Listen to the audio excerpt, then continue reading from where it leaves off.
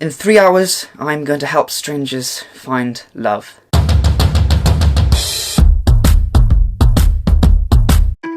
Love.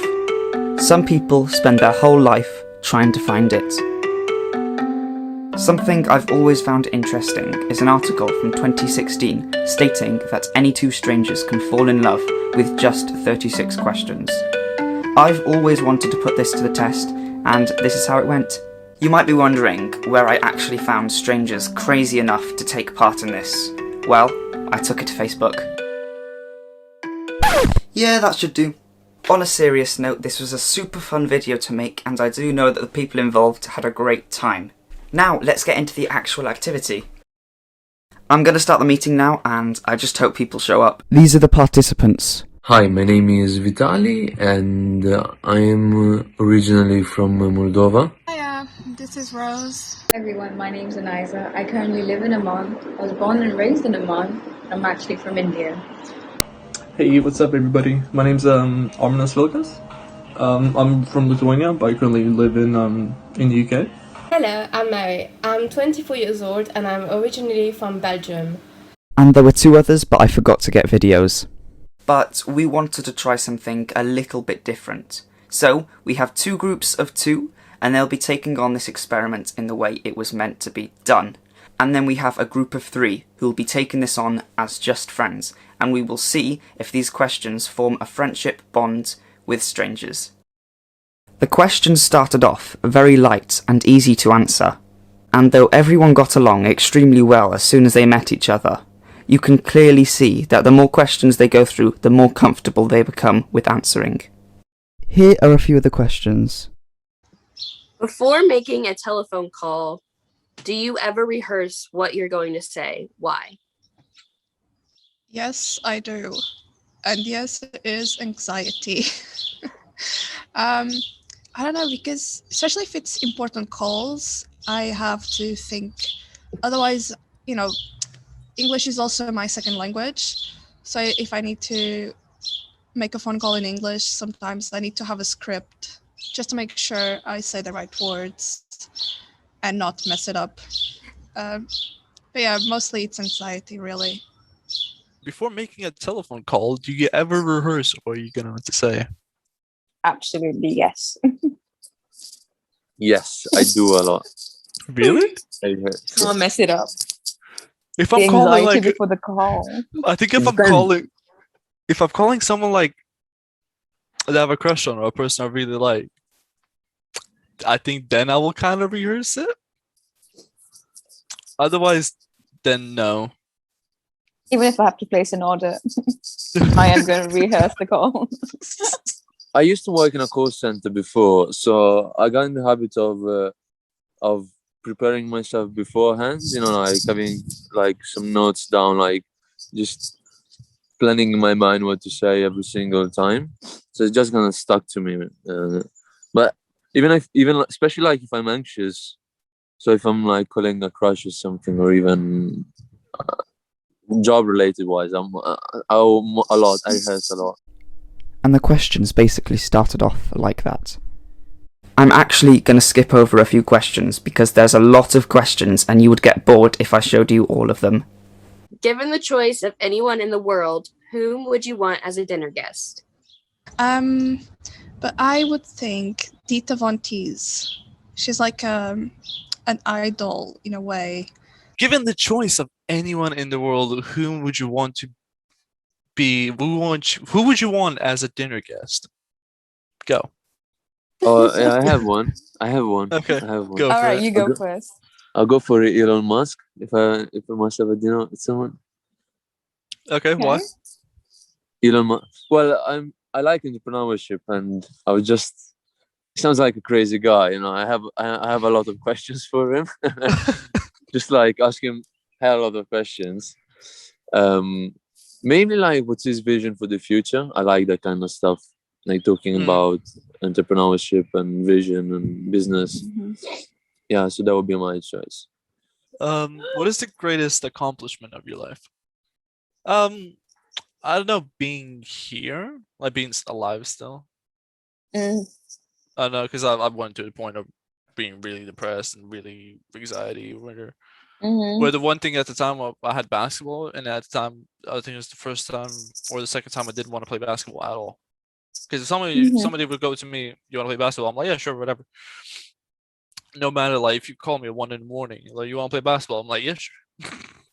I'll get up from my bed and go to play basketball. But then, yeah, there was a time where I had attempted suicide, Oh.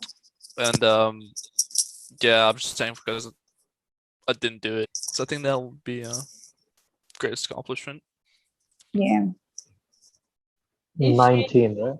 Yeah, if you knew that in 1 year you would die suddenly, would you change anything about the way you are living now? Why? Yes. Should I go first or you go? No, you can go first. Right. Yes. Like if I was going to go in a year, then I'd probably spend the whole year, like, or at least 9 months of it traveling, because I just love to travel and see different places, different cultures, and then like probably spend the last 3 months with family just before I leave. So in that way, like I would have met a lot of people, made a lot of friends, explored and seen the world a lot more. It'll be in a good year, basically. Yeah. I think I would just give up on my degree. Be like, I don't need this anymore. I would move to Denmark straight away. I would see a lot of people. I would swim and do a lot of training for the Ironman, and I would push on my knees. I don't care. I won't need them in a year. Fair enough. I would try to do like a lot of spontaneous.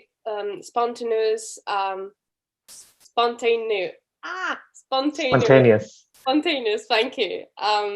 Adventures and just be like, do you want to do something? Yeah, sure, and just don't care about the rest.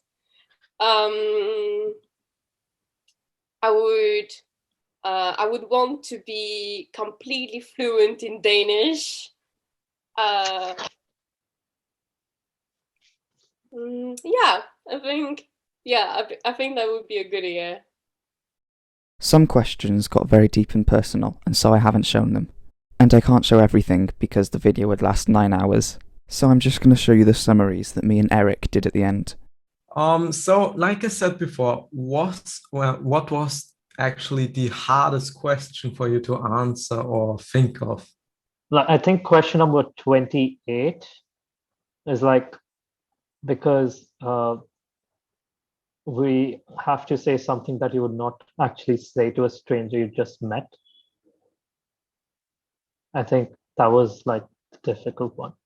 Okay, and I think my final question is, do you guys think you will keep in touch or talk again? Yeah, probably. I'd be up for that. Why not? Yeah. Yeah. How did you find that? It was fun. I really It was really enjoyed fun. talking to Ripley and getting to know her. It's very interesting. Did it get very deep or personal towards the end? Oh yeah. Yeah. I think we both know a lot more about each other that we wouldn't if we had met, just the other day. And do you feel like a connection or a friendship has been made? I think so. Yeah. Yeah. Perfect. So you finished the questions. How did you find it? It was fun. It was fun, and time flies by when you're having fun. I didn't realize it's been 3 hours. Yeah. I've been talking to a complete stranger online. Do you feel like a connection, a bond, a friendship has been made? Oh yeah, for sure. Definitely. Awesome. And is this a friendship that you are likely to continue in the future? I mean, we already have a Facebook group, so. Yeah, we definitely need to continue the conversation. So yeah.